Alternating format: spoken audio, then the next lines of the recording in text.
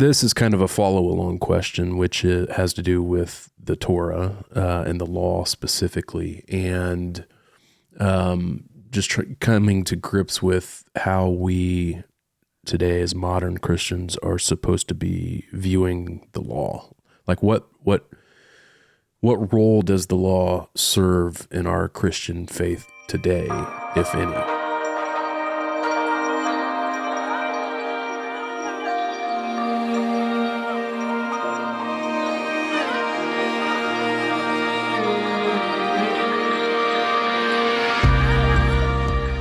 Welcome back to the Reality Podcast. Reality is a nonprofit ministry that is centered around rethinking, researching, and rediscovery, a process that dives deep into the depths of an intimate partnership with God through a concept Jesus initiated called ecclesia. We strive to cultivate an environment that is not only safe to question and seek, but also one that is founded on the truths of partnership, words of hope that were uttered from the lips of Jesus himself. So in this podcast, we'll question Christian tradition, we'll investigate God myths, and we'll listen to those who are stirring, questioning, and desperately seeking more of what God is doing in and around us each day. Hey there, this is Scott with Reality, and of course, this is the Reality Podcast. Welcome back, and that guy right over there, that's Brandon. Hello. Morning, Brandon. Good morning. Got my coffee. Do you? Yep. What you got? Just normal. Just normal. Normal. Well, I hate to start an episode off on a negative note here, and I should have wore black. Well, I have black pants on. I have my black Adidas on, so you can always wearing black today because of we had a tragedy in the family a few weeks back, and my favorite mug, and you know this mug. It's my favorite mug from Magic Morning Bakery in beautiful downtown Bedford, Indiana. I was washing dishes and put it on the side, and I went to move it.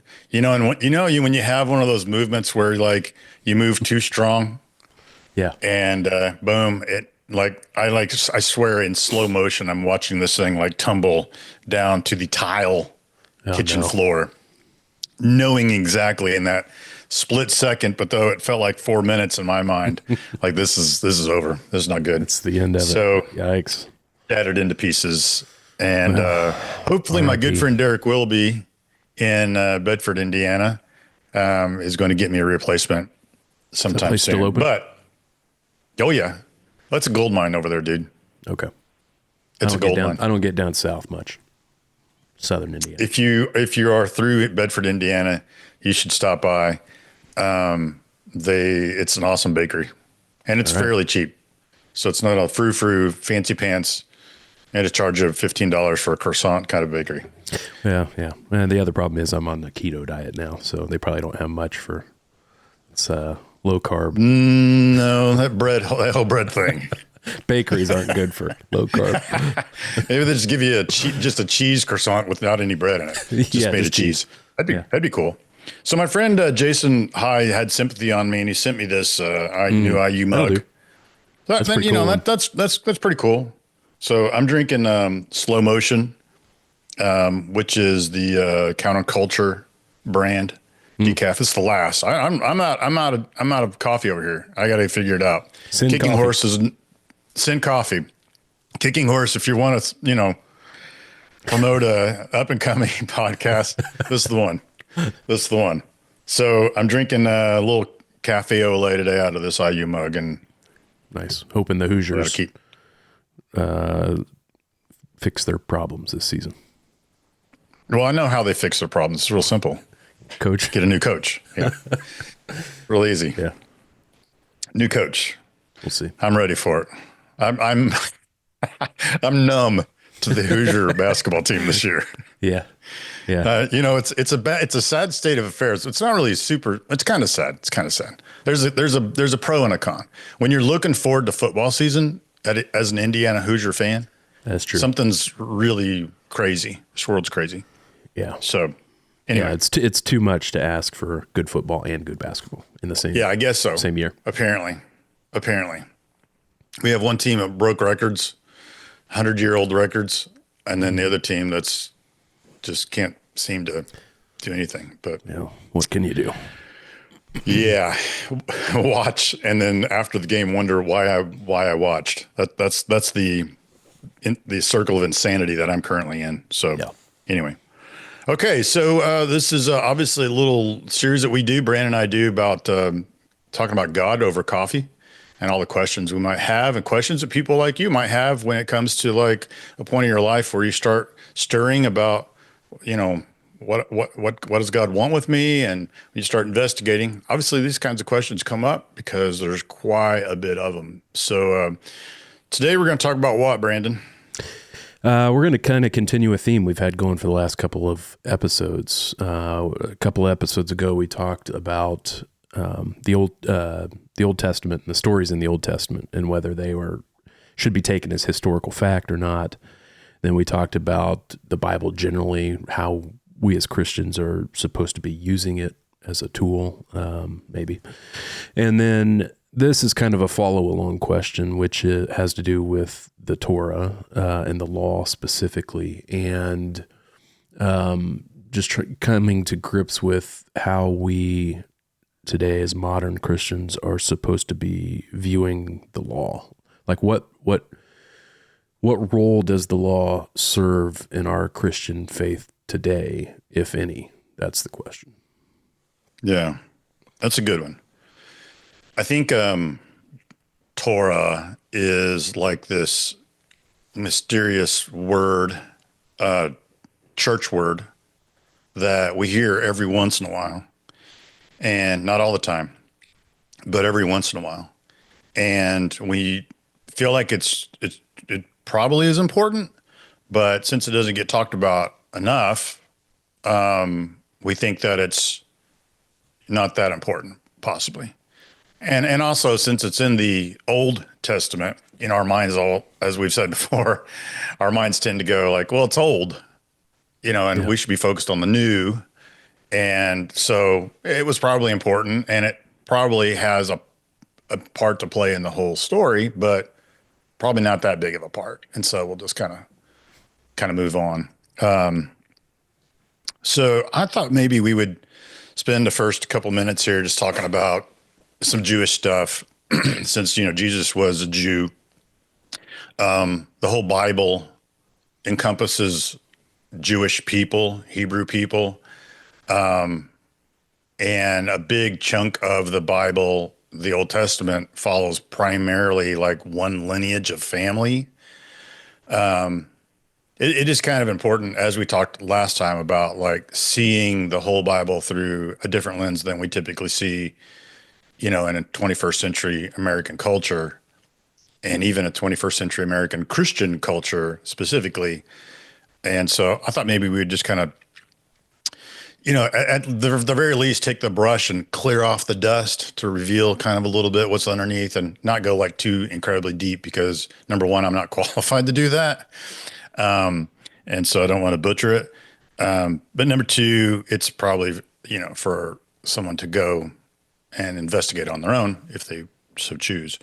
So the Torah, the word Torah, pretty much points to one word, and it points to the word law. And so that makes sense when we read the New Testament and we see the word law all the time, specifically when Jesus, and this is in the four Gospels, Matthew, Mark, Luke, and John, Jesus is quite often like confronted with the experts of the law, right? The experts in the law, these religious leaders that kind of pop up like all over.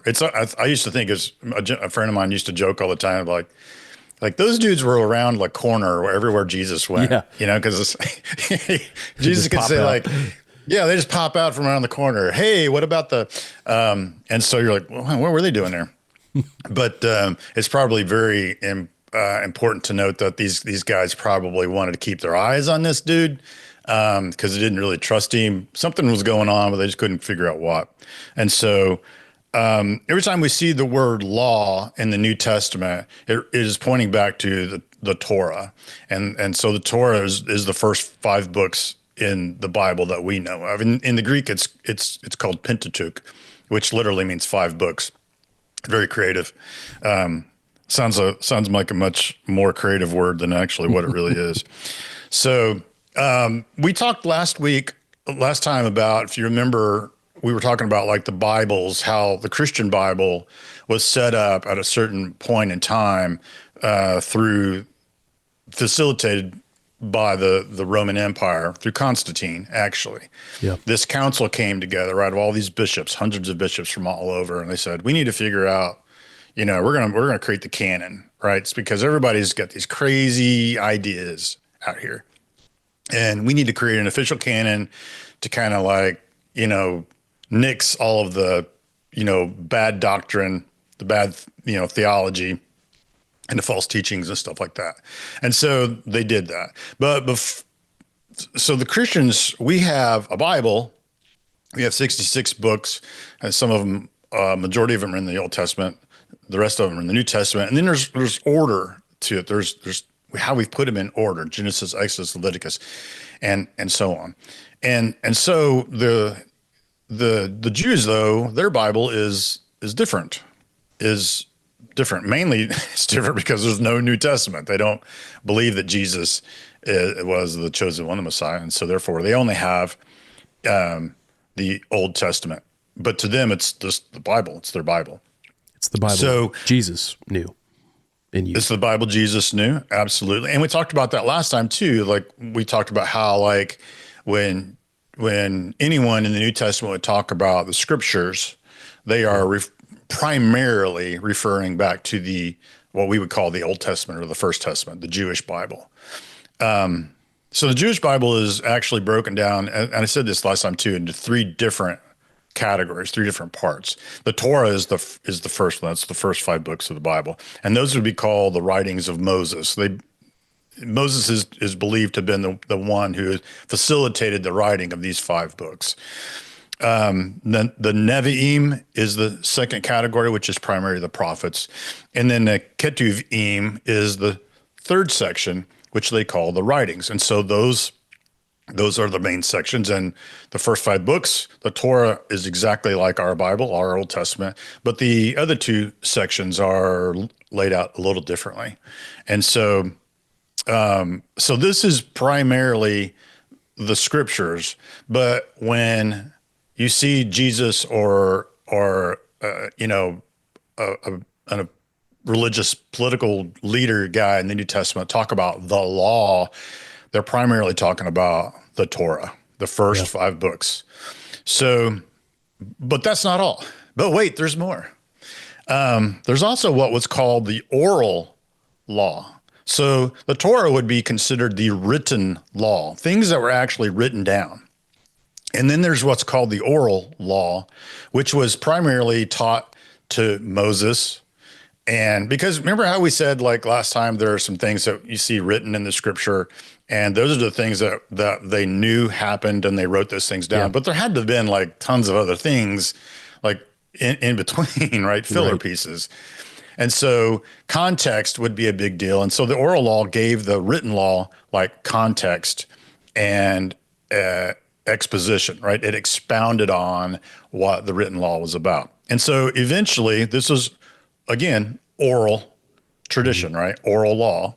And it's just passed down from generation to generation to generation verbally. But eventually, officially in the 2nd century, the Mishnah is actually written down. And this is the oral law. The oral law then is written down and it's called the Mishnah. The word Mishnah means repeated study. And then eventually the Gemara, which is a word that means completion. The Gemara was basically a commentary on the Mishnah.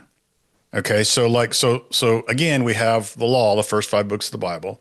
Then we have the oral law, which was then written down and called the Mishnah. And then we have a commentary basically on the Mishnah, explaining the Mishnah. The Mishnah explains the law. And so those 2 things, the Mishnah and the Gemara, they combine to make up the Talmud. And we've probably heard the word Talmud. And the Talmud then which means studying and learning. There's a theme here, right? Mm-hmm. It's really all about going much, much, much deeper into understanding the law. And the reason why they wanted to go so much deeper into the law, because the law for them was incredibly important. And it was a way of life for them, more than just some things written down to revere. It was really like a way of life. Do you remember also last time we talked about the BIBLE, basic instructions before leaving Earth? That really would have been better conveyed towards the law than what it would have been like our Christian Bible. Right. Specifically the New Testament. Because as we said in the New Testament, it's really not about leaving Earth. And it's not really about instructions, like an instruction manual. But the law was. Yeah. And so you can see that, we if anybody's ever watching Chosen, the TV show, you could see them, the characters in that show, how devoted they were to the law and living it out in a way that it's a completely different mindset, I think, than how we in modern Western society treat our laws. Because, as a lawyer, I'm dealing with laws day in and day out. And but even just as non-lawyers, our daily interactions with the laws look nothing like what we see in ancient times, and particularly with Jewish culture. It seems like it's not like the laws are on our mind every minute of the day. And hey, am I being careful here to not run afoul of this particular law? That's not our typical mindset now. So it's just a completely different thing, seems like. Yeah, I think it's a really great analogy. I never thought of it that way before. But if you think about like tax season, which is right now, right? Everybody knows that taxes are incredibly important. And if you don't pay your taxes or you don't file a claim, like that's bad news. Yeah, you're in trouble. It's almost like, you're in trouble. It's almost like it's everybody's like worst nightmare that doesn't really come true for most people. Yeah, it's almost like guardrails that you're trying not to run afoul of for fear of the consequences of that. Whereas when I think of Jews, you mentioned it earlier, it's almost like a reverence for the law, like wanting to comply with these laws out of some reverence, which is just completely foreign to us, I think. Yeah. If you think of, so let's say like you are an attorney, and so your job is to explain things that people either one can't understand or two, they just don't have the time or care to understand. But these things are important. Right. So back to like the tax analogy, we all understand that those tax laws are very, very, very important. And we understand the very bare basics, right? Yeah. That like that when we go to a job, we fill out a form, for our taxes. At the end of each year, we get another form, and that form or multiple forms, and those forms need to go to be included in a tax return. And we all know that like April, 16th is like the due date. If you don't get it in or an extension by then, you're in trouble. But beyond that, everything else is pretty fuzzy. And we need people like attorneys, tax people who know the law to help decipher all of that and for us to be able to comply. I feel like trouble. Yes. I feel like that's exactly what the law is, and then what the Talmud then is after that. Because for us, as I said before, and man, we've talked about this as well. Like I'm guilty. It was only a few short years ago that I too really felt like the Old Testament was old. Yeah. And I think because Jesus came and said, I have come to fulfill the law, in my mind was like, well, the old law has passed away, because things like sacrifices and rituals, they're gone. Yeah. So then the Old Testament's gone. Right. And then I started realizing that no, as we said before, this is a narrative. And so this is just the beginning. This is like, as I say, this is the first testament. And then Jesus comes along in the second testament. There's a 2-part deal here.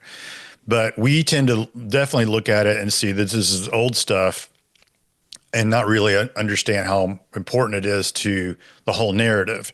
Well, and it doesn't help that most of it, I mean, not all of it, but most of it is structured as laws. It would be like me popping open the United States Code and just reading through that, just for fun. Yes. And, that doesn't happen. Even as a lawyer, I don't sit around just reading the law. No, of course not. Of course not. So that's why you get paid to do that. Yeah, exactly. You're not doing it for fun on the weekends. Right. So that makes it particularly difficult to get through a lot of those sections, obviously. Yes. And I think, so you make my point, because what comes then after, so everybody knows primarily when you think of the law and the books of Moses, like probably the first thing that comes to mind is the 10 Commandments, right? And those are like the cornerstone of, those 10 things are the cornerstone of a relationship with God, right? Yeah. And primarily those things get established because Abraham is, gone, right? Isaac is gone. Jacob is gone. And even Joseph, is gone. So the big dog family is kind of gone. And now the Jews have found themselves, enslaved in Egypt. And so, when God brings them out through Moses, using Moses, and they go into wander in the desert for 40 years, I mean, basically God is just allowing a generation to just die off because they don't know God at all. Yeah, it's no longer direct interaction, face to face, like it had been historically. Yeah, for hundreds of years, God and the Hebrew people, there really wasn't much going on. And so their relationship died, and these people did not know God, did not trust God, even though they saw all this stuff, and they walked across dry ground and, yada, yada, yada, ate manna every day, had quail, for dinner. They still just could not get it. And so God had to start over with a brand new generation. And then that's where we get the 10 Commandments. That's where the 10 Commandments come in, right? So the 10 Commandments were really, they were to establish those guidelines on this is how a relationship with me works. If it stopped there, it probably would be, we wouldn't really need attorneys at that point then for the law. But unfortunately, it doesn't. There's a thing called the mitzvot. The mitzvot is basically 613 extended laws / commandments to the existing 10. Yeah. And the list, I've seen the list, and it's, again, it's mind numbing, right? It's one of those things you're like going, good grief. No wonder they had to have experts in the law. Right. Because they have 613 extensions. Yeah. And Moses essentially becomes like the first judge of these laws, like he does. Interpreting them. Yeah. He does. And that's before the 613 really get going. So it is literally like going through like a tax code, like a 613 page tax code, and just wanting to cut your eyes out, on page 3. So we've got all of these. We have all of these little amendments that make. And when we said that the 10 Commandments were based on guidelines, right? These are things you should and should not be doing. I mean, these are just the basics. Don't kill somebody. Right. Duh. Honor your parents. Okay. Love God. Yeah. Don't steal things. Right. These are like just basics. But people started kind of like bargaining with God. Okay. I get that I'm not supposed to kill somebody, but you came into my house. Right. What am I supposed to do? This is how we do modern law too, right? There's a particular topic that needs addressed through regulation or whatever, and it starts out broad. And then people, inevitably, humans find loopholes in that to exploit, and so they exploit it. Now we need a more narrow law to address the exploitation of that further law. And so you end up with just this, in the U.S., huge body of laws governing every little thing. And it grows year after year after year.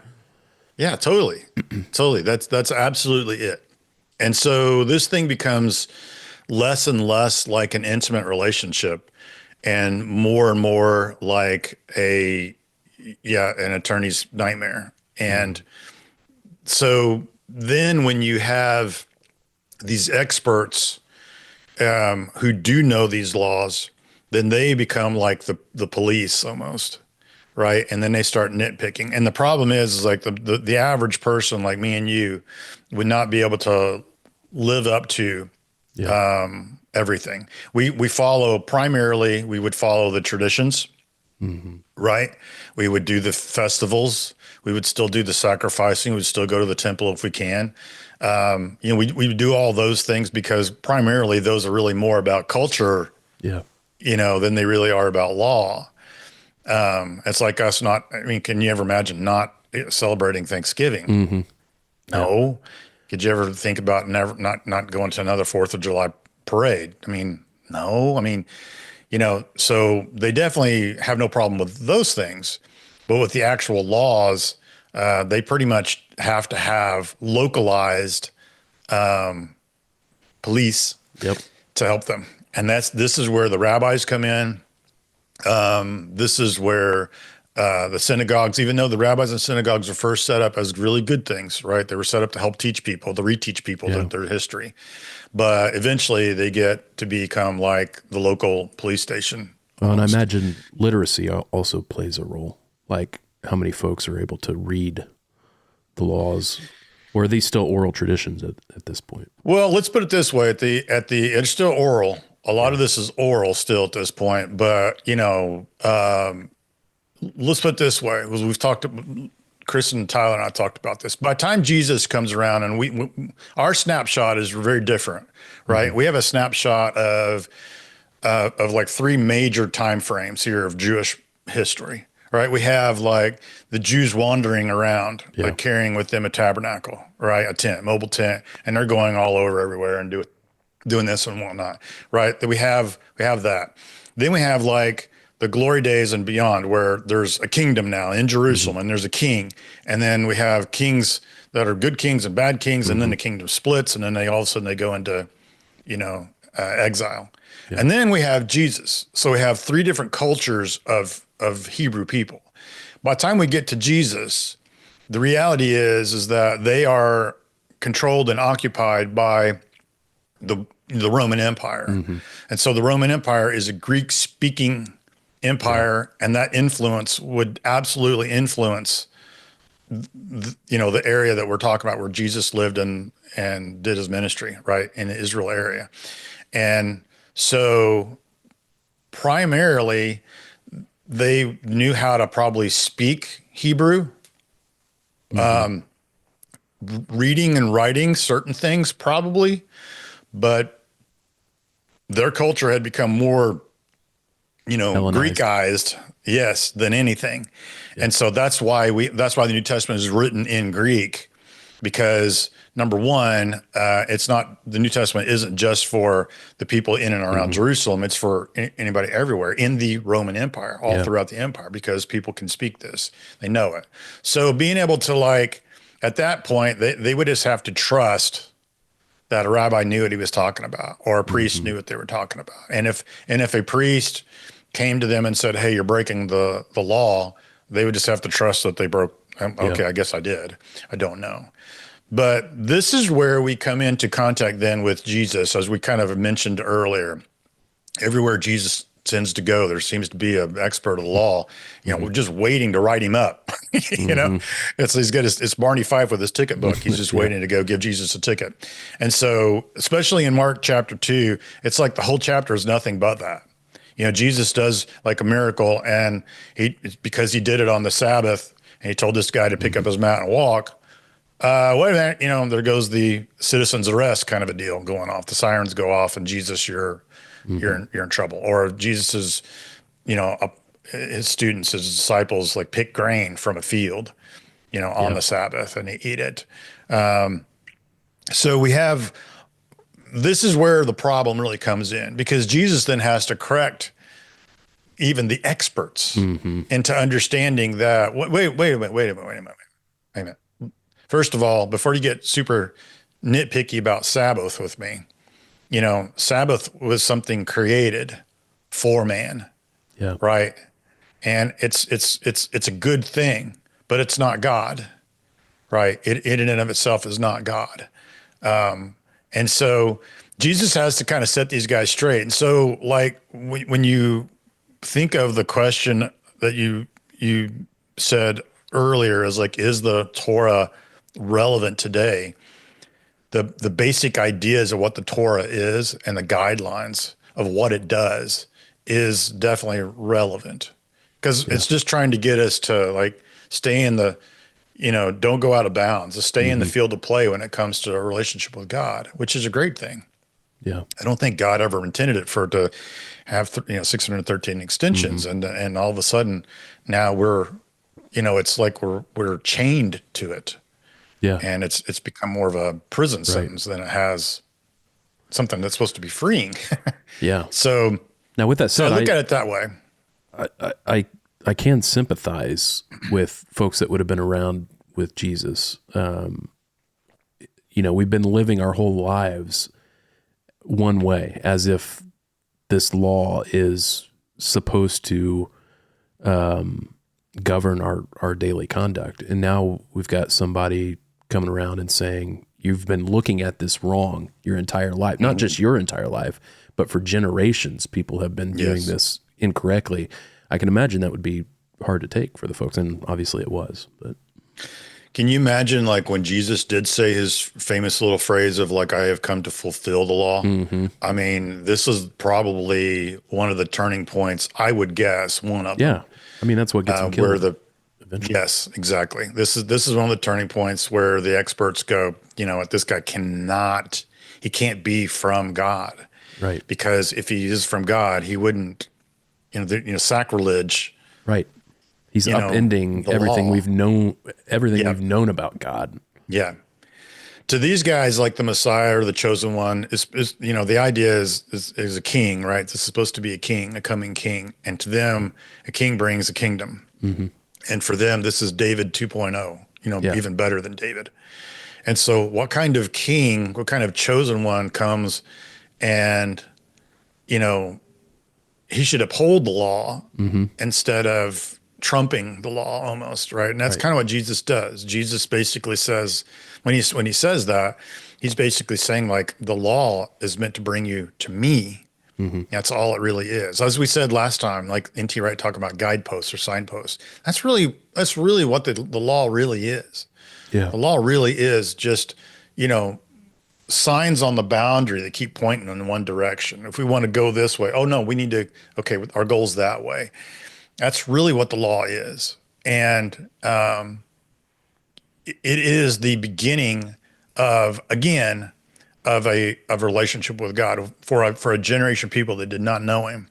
Yeah. So he's just reestablishing things to help these people move in the right direction and move into a simple relationship with him. And unfortunately, it turned into bureaucracy, really, more than anything. And so it's kind of a sad state. I heard somebody else describe it. The purpose of the law, in addition to that, was to expose to us our inability to stick to the law. In other words, our need for a savior. We're incapable as humans of complying with all of these requirements. And so we need somebody. We need a representative. We need Jesus, who is able to show us how to comply with all the laws and also do it on our behalf as a sacrifice. Well, Paul talks about that, and in Romans, Romans is his masterpiece, right?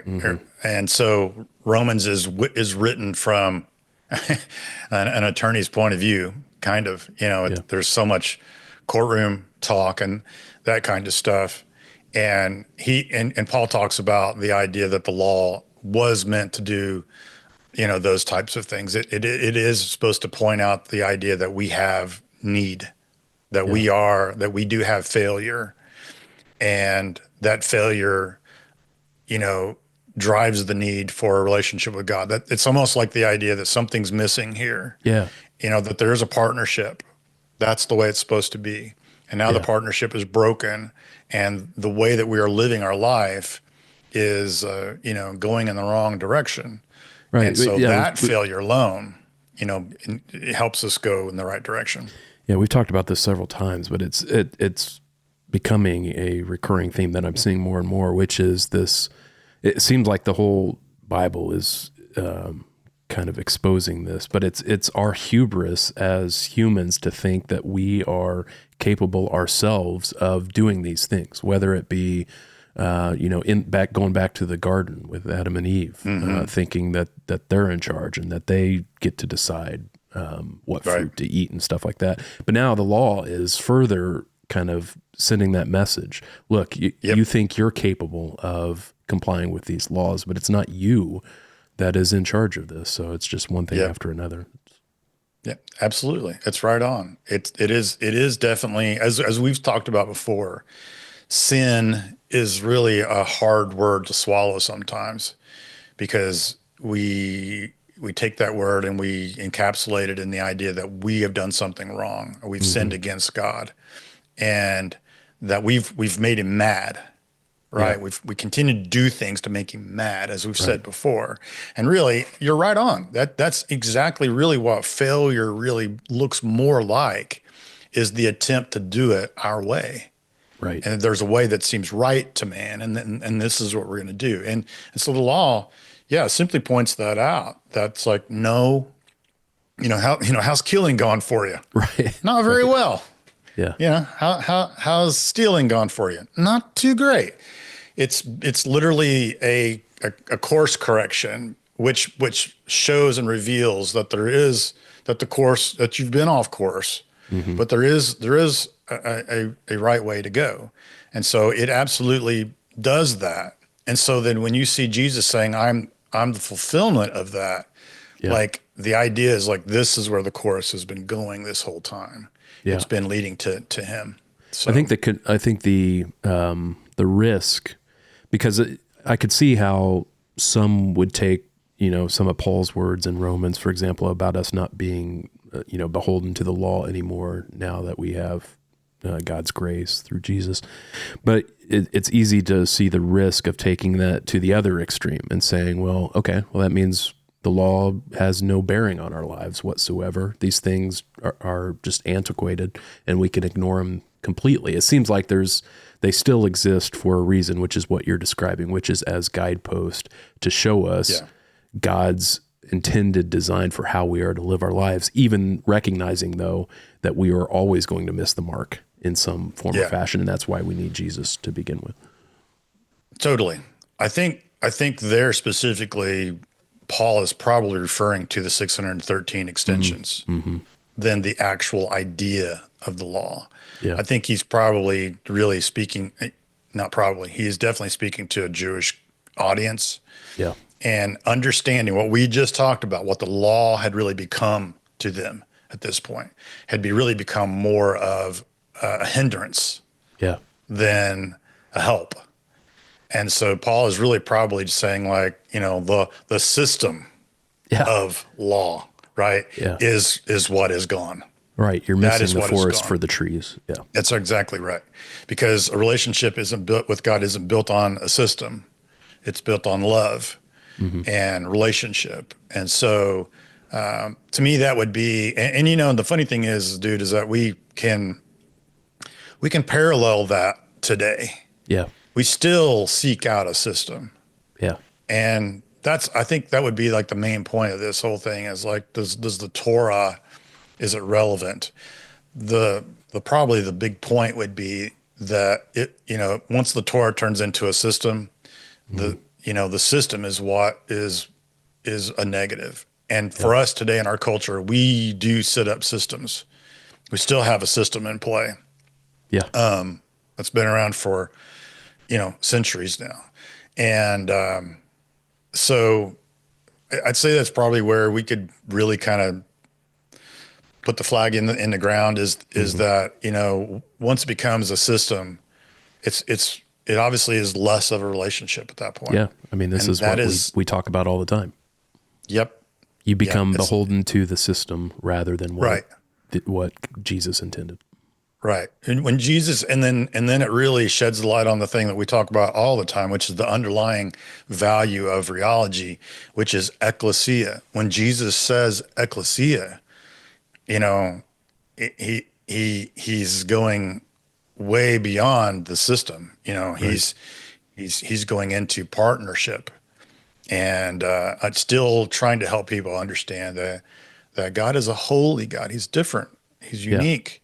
And he wants relationship. He wants partnership. Yeah, it's kind of like what we talked about in our last episode. It's like we talked about there, you don't want to get to a place where you're worshiping the Bible. Here, it's kind of the same thing.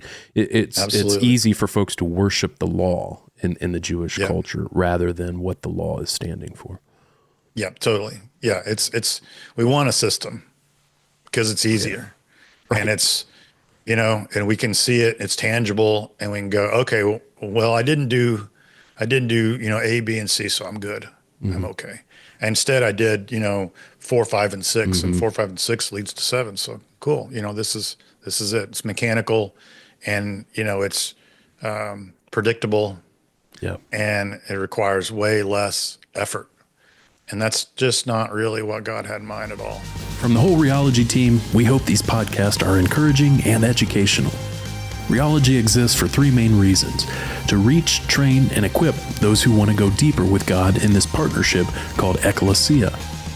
If God has been stirring in your heart, where you are wondering if there's more than what you've been experiencing in today's 21st century Christianity, we'd love to connect with you, to hear your story and help you know that you are not alone. You can simply contact us via the website, rheologylife.com, or reach out via Instagram at rheology_life. Thanks, and we'll see you next time.